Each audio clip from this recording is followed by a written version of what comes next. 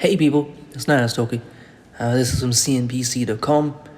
This is our first Bitcoin futures ETF rises more than 4% in trading debut on the NYSE, New York Stock Exchange. Shares of the first US Bitcoin-linked exchange-traded fund rose in their trading debut yesterday. The ProShares Bitcoin Strategy ETF ticker BITO jumped 4.8% to close at $41.94.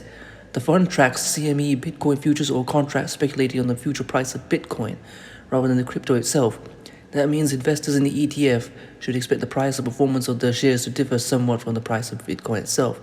This isn't ideal for existing investors. Many of them take a long view on cryptocurrencies and hoped for an ETF that would track physical Bitcoin that investors could buy and hold. The price of Bitcoin jumped more than 4% Tuesday to $64, 206.51.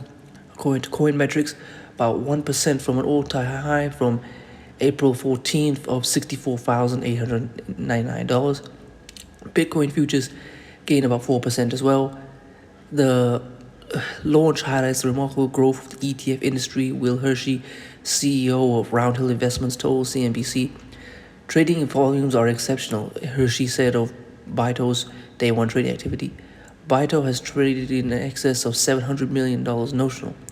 That puts its first day well ahead of retail ETF favorites like Buzz and ARKX when compared to their respective launch days earlier this year. He noted that when the SPDR S&P 500 ETF debuted in 1993, it traded about $40 million on its first day. By the end of the trading session, BITO had traded about $984 million in volume.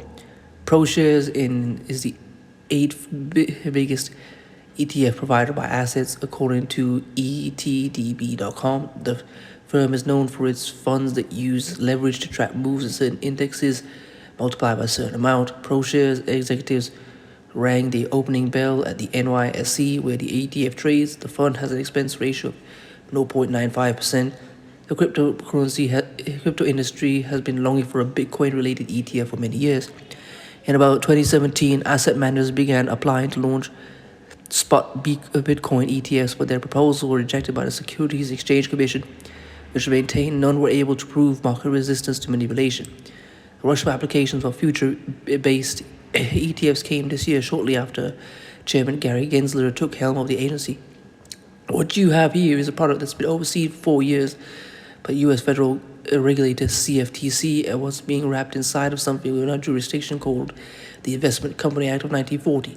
So you have some ability to bring it inside of investor protection, Gensler said of the new ETF on CNBC's Squawk on the Street. It's still a highly speculative asset, as listeners should understand that underneath this, it still has that same aspect of volatility as speculation. Some argue the impact of an ETF, particularly one tied to futures contracts, is lessened by the adoption of crypto by companies and fintechs. Investors have many ways to get indirect exposure to Bitcoin without actually owning it, although institutional-grade funds, financial apps like PayPal and Square's, Cash App, or crypto-related equities like Coinbase and mining stocks. The launch of the first Bitcoin-linked ETF in the U.S. will bolster the broader crypto market and help an entirely new investor class experience the benefits of Bitcoin as a legitimate asset, said Anthony Bertolino, VP of Growth at iTrust Capital. However, derivative-based Bitcoin ETF is not where we want to be long-term. One of the most attractive aspects of Bitcoin is that it's a bearable asset of a highly liquid 24/7 spot market. Investors will almost certainly come to desire a spot-based, physically backed Bitcoin ETF. At 10 years from now, I would even expect some of the Bitcoin ETFs to allow physical redemption for those who want it. Well, I hope you've enjoyed this. The times are truly changing. Bitcoin is going to become mainstream soon. So please comment, rate, share, and subscribe. If you want to support this channel, I'll leave my Cash App. I'll leave this article in the description. If you want to follow me on Instagram, I'll leave it there as well. Peace.